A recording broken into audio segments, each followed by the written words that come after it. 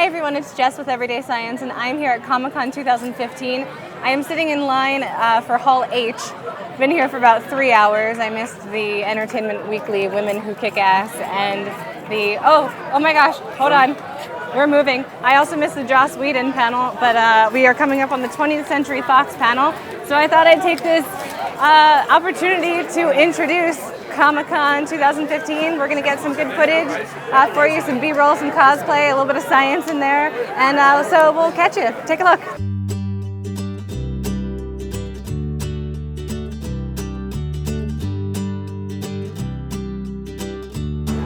So we got really excited, and then we waited for another hour, and then they told us it was at capacity. And the next panel is like in 2.5 hours, and so we are getting out of line, but we're gonna go find some more sciencey things. Hey, this panel looks cool. Let's go take a little peek.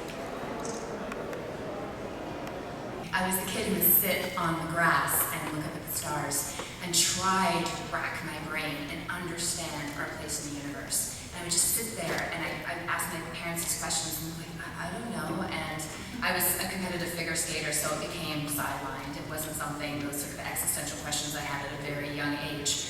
It was sidelined until much later when I produced a sci-fi web series and I'm like, ooh, this explores a lot of questions that I had. So guys, I'm just sitting down for a pilot of Containment, which I can't show you the actual pilot, but I will show you some of the Q&A. Here it is. To have this information from these experts and to be telling this story that we were now connecting to on a very different level. It was, after years of doing fantasy and genre, this is no joke.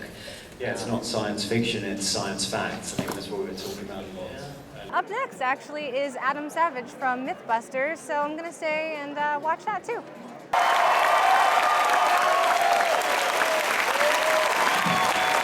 Hello. How you guys doing?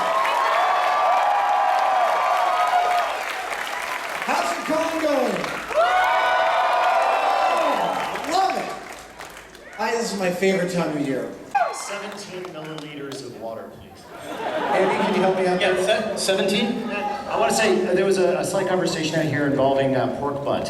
Hey, so I missed the panel, but Dr. Shu, correct? I caught him in the hallway, and he does this really cool stuff with science, and I would love to talk to you about it if you have a moment. I think everyone can learn drawing easily. Right. When you draw, basically, the reason why I say math, drawing is math, is very simple. When you draw something, you put a line, point, shapes on paper, right? Like ratios and so basically all the math concept, all the geometry. That's so smart. So obviously it's math. Obviously it's math. Richard Hatch, guys, from Battlestar Galactica, and so say we are. yes. Oh, I get excited. So I was wondering, how do you think science fiction has influenced science? What's your favorite first kind of all, of science? science fiction is written by some very brilliant scientists. You've always gotten some of the most intelligent people writing science fiction. And what is science fiction? Science fiction is looking into who we are, where we came from, where we're going, taking technology, extrapolating on where we are now. Where will it be in 100 years, 500 years, 1,000 years? And then you're bridging, the science. That means how are we going to be orchestrating life with technology 100 years, 1,000 years from now? And how will it affect us as human beings? Because you got to put both sides of the equation together, right? Right. All right. I am here with Brian O'Halloran. O'Halloran, right? Yeah, O'Halloran, like screaming. O'Halloran. You're in Clerks. We're in Clerks. You're gonna be Mallrats. Chasing Amy, Dogma. The list goes on and on.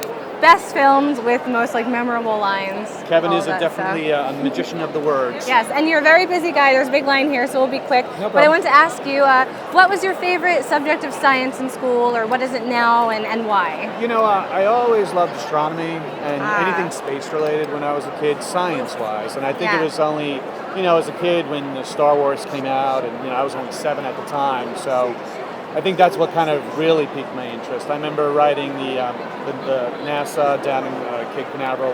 I was doing a project on it, a science project on it, and they had sent me up all this information about the shuttle at the time because it was just starting out that program back in the 80s. Hey guys, Jesse with Everyday Science TV. We're at Cass Anvar's station here in Autograph Alley. Hi again. You might know It's good to Cass. see you again. It's good to see you too. Hi. I don't want to mess up the mic or That's anything. okay. No, that's good.